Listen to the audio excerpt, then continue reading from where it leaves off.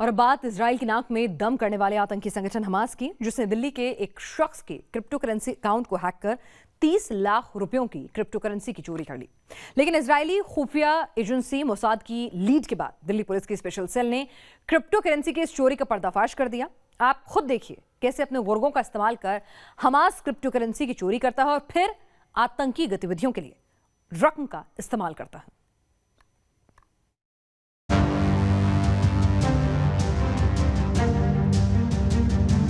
इसमें दो सस्पेक्ट्स हमने आइडेंटिफाई किए हैं, एक पैलेस्टीनियन है और एक इजिप्शियन है। आतंकी संगठन हमास ने उड़ाए थे दिल्ली के शख्स की क्रिप्टो करेंसी। दिल्ली पुलिस के इस सनसनीखेज खुलासे ने सबको चौंका दिया। साल 2019 में दिल्ली के एक शख्स के क्रिप्टो करेंसी अकाउंट से तकरीबन 30 लाख की क्रिप्टो करेंसी धोखे से दूसरे क्रिप्टो करेंसी वॉलेट में ट्रांसफर कर ली गई थी। इस मामले में कोर्ट के आदेश के बाद दिल्ली पुलिस ने साल 2019 में एक एफआईआर दर्ज की थी।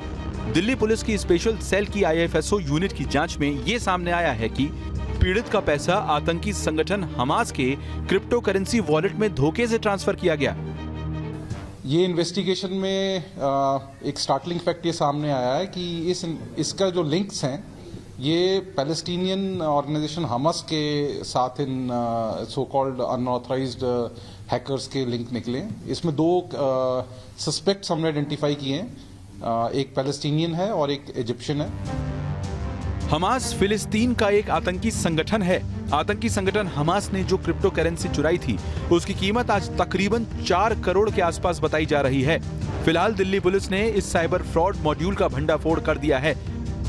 क्रिप्टो करेंसी किंग के ट्रेल की जांच करते करते स्पेशल सेल ने पाया कि पीड़ित शख्स के क्रिप्टो करेंसी वॉलेट से जो अमाउंट दूसरे क्रिप्टो करेंसी अकाउंट के वॉलेट में ट्रांसफर हुए, उन वॉलेट्स को अल कासिम ब्रिगेड्स ऑपरेट कर रहा था। अल कासिम ब्रिगेड्स आतंकी संगठन हमास का मिलिट्री विंग है जो टेरर फाइनेंसिंग के लिए क्रिप्टो करेंसी की चोरी करने के लिए कुख्यात है।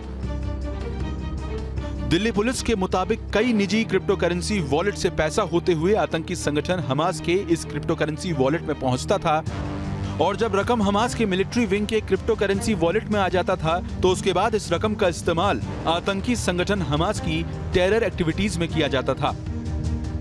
जो बिटकॉइन का वॉलेट था इसमें, वो one of the bitcoin wallet था जो कि नॉन हमास बिटकॉइन वॉलेट था।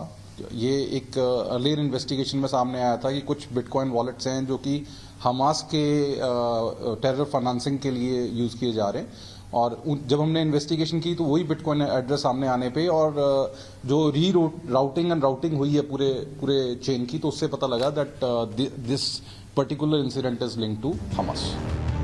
क्रिप्टो करेंसी के जिस वॉलेट में पीड़ित का पैसा ट्रांसफर किया गया, उस वॉलेट को इजराइल की national bureau for counter terror financing ने सीज कर लिया था।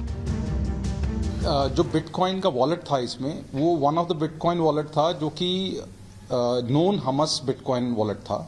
ये एक अर्लियर इन्वेस्टिगेशन में सामने आया था कि कुछ बिटकॉइन वॉलेट्स हैं जो कि हमास के टेरर फाइनेंसिंग के लिए यूज किए जा रहे हैं। और जब हमने इन्वेस्टिगेशन की तो वही बिटकॉइन एड्रेस सामने आने पे और जो राउटिंग एंड राउटिंग हुई है पूरे चेन की, तो उससे पता लगा that this particular incident is linked to Hamas. IFSO की तरफ से फाइल की गई रिपोर्ट में कहा गया कि जब्त किया गया वॉलेट मोहम्मद नसीर इब्राहिम अब्दुल्ला का था। दूसरा वॉलेट जिसमें क्रिप्टो करेंसी का एक बड़ा हिस्सा ट्रांसफर किया गया था, जो मिस्र के गीजा से ऑपरेट किया जा रहा था।